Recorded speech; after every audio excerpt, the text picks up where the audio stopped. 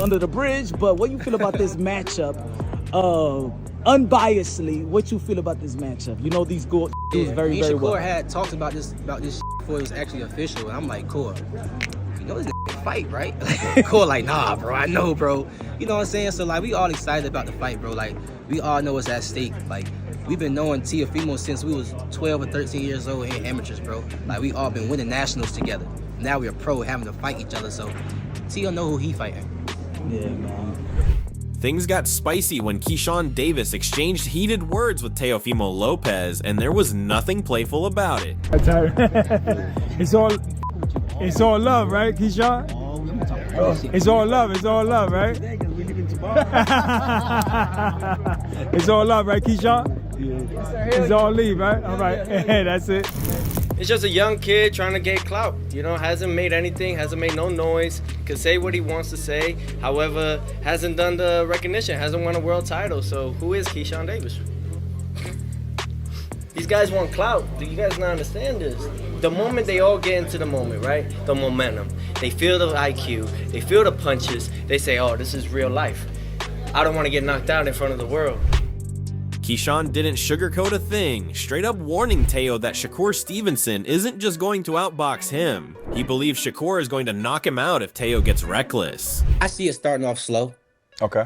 And then I see as Shakur wins the first round, as Shakur wins the second round, slowly, I think Teo is going to eventually start picking it up and start imposing his will. Right. And then, you know, it's just going to go from there. That's how I think it's going to go. That's a fair assessment. That's a fair one. Especially for that to be his brother. I think it's going to be close. I think it'll be closer than people think. You could feel the confidence behind it too. Not fan talk, fighter talk. The kind that comes from being in those gyms and knowing what levels really look like. Moments like that just add more fuel to a fight that's already boiling over.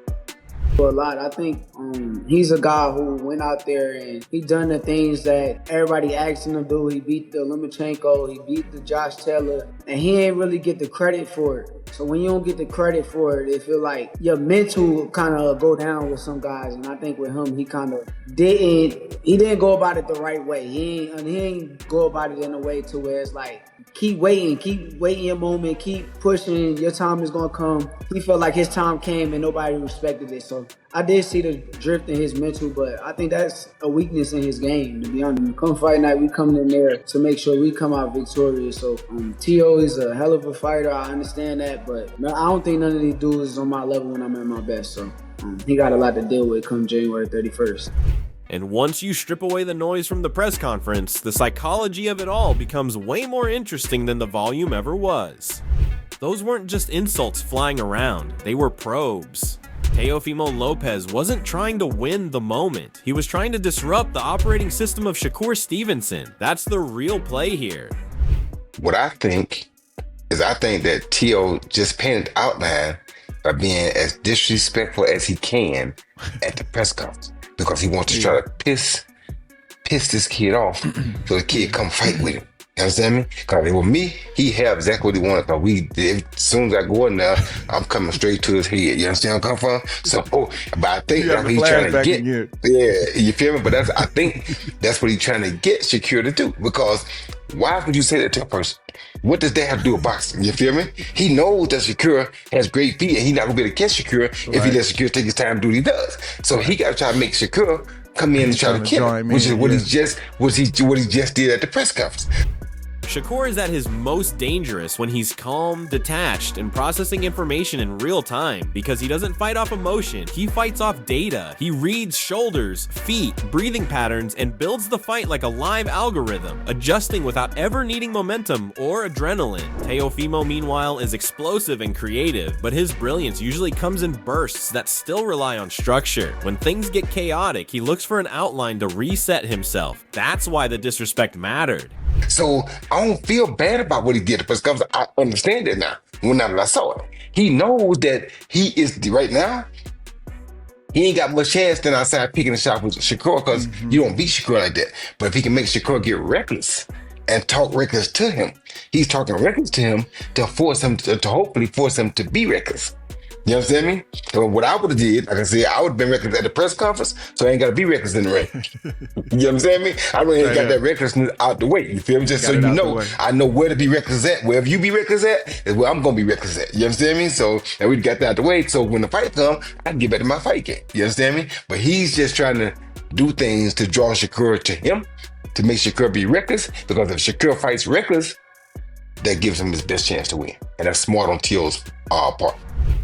It wasn't personal for the sake of ego. It was an attempt to force Shakur out of that cold, surgical mode and into something reactive. High-level mind games, no question. But here's the catch. Shakur doesn't need to win exchanges at a podium. He just needs to stay himself. If he bites emotionally, Teo's athleticism and power suddenly become real problems. If he stays patient, the bait loses its value, and that chaos Teofimo thrives on starts working against him. This isn't about toughness or bravado. It's about mental discipline under pressure. One fighter is trying to pull the fight into emotion, the other is trying to keep it in calculation. A different way. How do you fight a good boxer or somebody that makes you not only think but make you possibly come for them at certain points in the fight? Honestly, it's a game of patience. I think that you just gotta have patience, and sometimes things don't open up in the first 3 rounds or the first 4 rounds. But them things that may open up in the 5th, 6th, 7th, 8th, 9th, and 10th round. So I think majority of the game is come down to just having patience and being mentally strong enough to withstand the patience game, because good boxers are going to be both patient, and the one that's the most patient is the one who's going to be the most successful when you're having a chess match. And when the outline disappears and the canvas starts moving, the guy who can create without panic usually controls the night. And right when you think the Stevenson-Lopez debate can't get any deeper, Timothy Bradley Jr. jumps in and flips the whole conversation into the high-level boxing philosophy, and honestly, this is where it gets fun. I'm listening to Tim and thinking, yeah, this isn't hype talk, this is someone who actually hates wasting movement. The way he frames it, Shakur Stevenson isn't just fighting in rhythm, he is the rhythm, like gravity in the ring. You move, he adjusts. You hesitate, he steals space. You know, got the guys timing down, know what's coming next, man. He steps ahead of his competition, man. You know, whereas I see Shakur, man, on the other hand, he is the rhythm. You know, and what I mean by that is like, he like the wave, you know what I'm saying? He'll come forward and he'll push back. He'll come forward and he'll push back. He is the rhythm, you know. And I feel like, you know, him not being the most athletic fighter, his equalizer is controlling distance. That's his equalizer, man. And Bradley's comparison hits because it's true. Shakur doesn't need to be the fastest or strongest guy in the room when he's constantly removing options from you, like he's deleting tabs off your browser. Meanwhile, Teofimo Lopez is chaos with talent, creativity mixed with athletic instincts, a guy who figures things out mid-fight like he's improvising jazz. That's exciting, but against someone as disciplined as Shakur, improvisation can turn into guesswork real quick. I love how Bradley doesn't disrespect Teo at all. He actually gives him credit for being innovative and dangerous, but then immediately circles back to focus.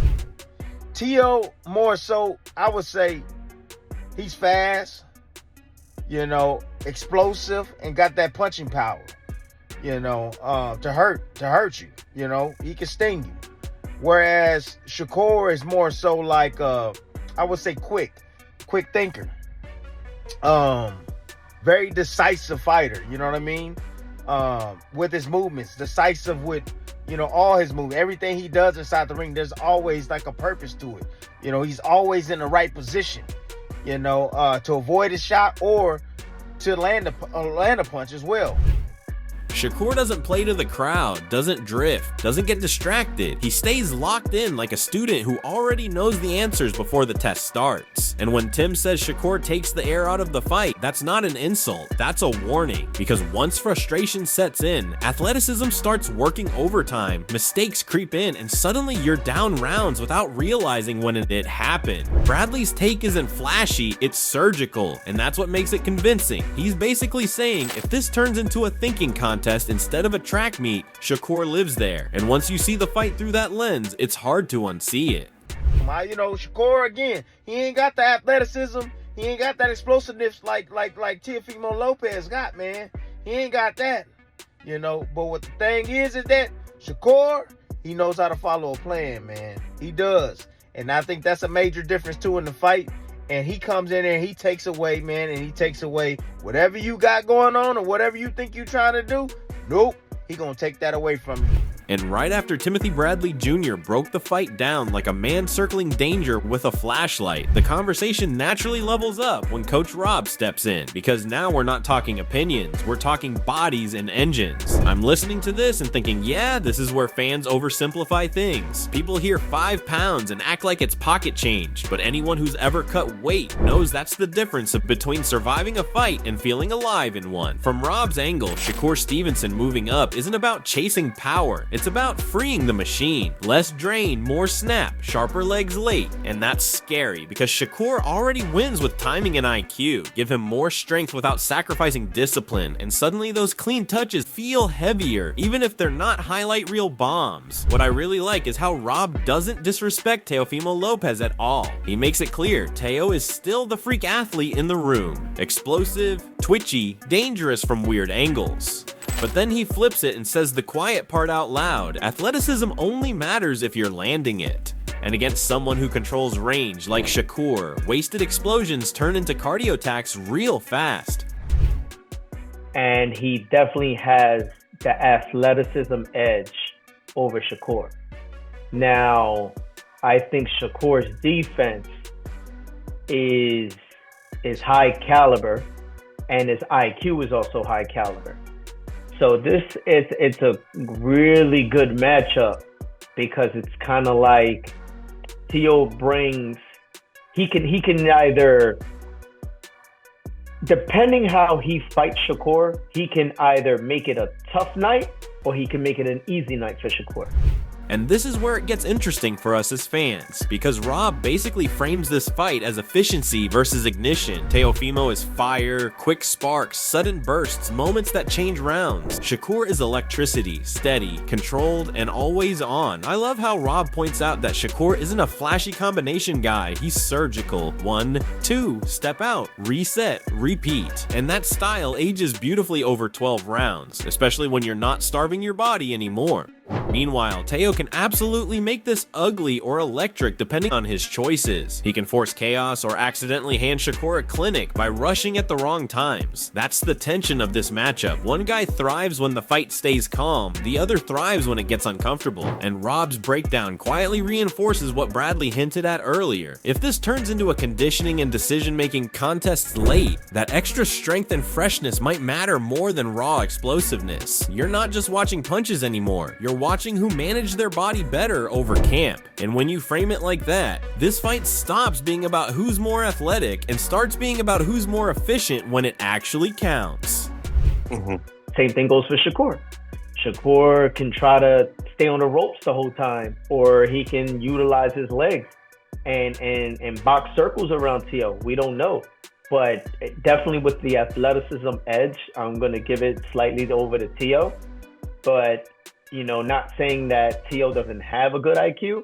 I just think Shakur's IQ is very, like I know people know that he's a smart fighter. So when you stack all of this together, the picture gets crystal clear. This fight isn't loud versus louder or power versus hype, it's control versus combustion.